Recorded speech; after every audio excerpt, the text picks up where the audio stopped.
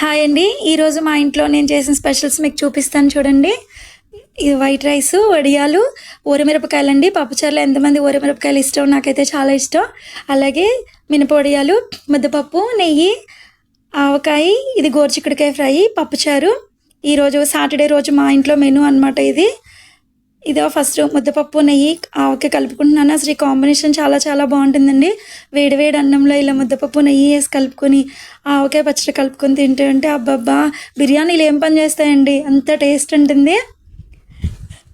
ఈ విధంగా కలిపేసుకొని ఆవకాయలో నేనైతే వెల్లుల్లిపాయ కోసమే తింటానండి, నాకు చాలా ఇష్టము. ఈ వెల్లుల్లిపాయ వెతుక్కుని మరి నేనే తింటాను మా ఇంట్లో ఉన్నవన్నీను. ఈ విధంగా కలిపేసుకొని అలా ఒక ముద్ద పెట్టుకుంటే ఎంత టేస్ట్గా ఉంటుందో.